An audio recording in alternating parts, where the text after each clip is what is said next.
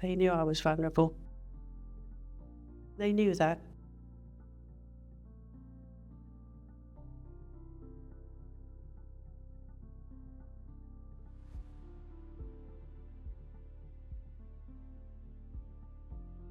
But it is very difficult to deal with that situation if you're faced with an actual person who doesn't look like a wrong un. We've just done a roofing job down the road, and I knew that one of my neighbours had had a roofing job done, and I'd watched them and they were very, very good.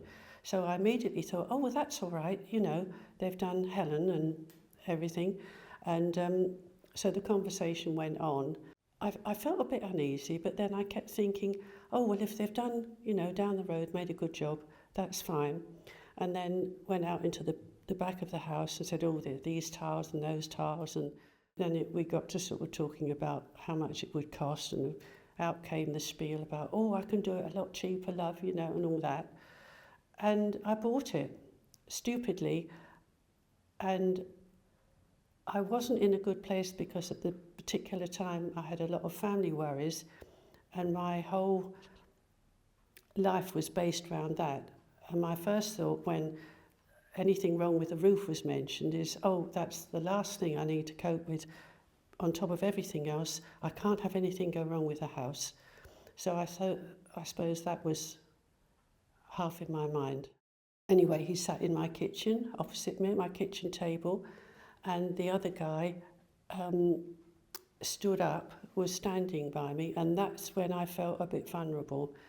And then we had the credit cards and pay for this, that, and the other. And I thought at the time, well, I've got their card. It says you've got a 14-day, you know, opt-out. I thought, well, that's all right. I'll initiate that afterwards, thinking it was genuine, but of course it wasn't. I sent him an email, I think it was, and said, I've changed my mind. I need to, you know, get the money back, etc. Oh, I can bring the cash round. I said, well, you know, that's not going to work. I paid with credit card. Oh, well, you'll have to give me your credit card details. I thought, no. And that's when I really realised that I got caught. It's made me walk more wary, and I've taken more precautions with home security, etc., etc. Less trustful of people, which is a shame, and a bit more careful, I think, a bit more careful, and a bit more thinking, oh, well, you know, I'm older, people could obviously see I'm older, am I going to be got at again?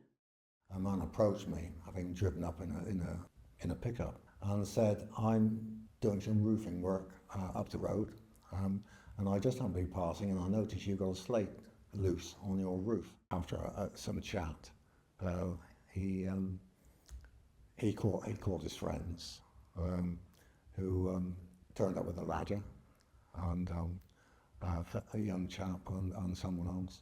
So they did that, and said, oh, you really have problems here because the felt lining is all coming apart, and all this is going to cost you £6,000 or £6,000. And but in the meantime, we'd like £2,500 so that we can buy the material. They wanted to give me some assurance that they had bona fides, and so they produced a pamphlet and a so-called guarantee for the work. Yeah, this is the pamphlet they gave me, and this inside is the so-called guarantee certificate, which of course isn't worth the paper it's written on.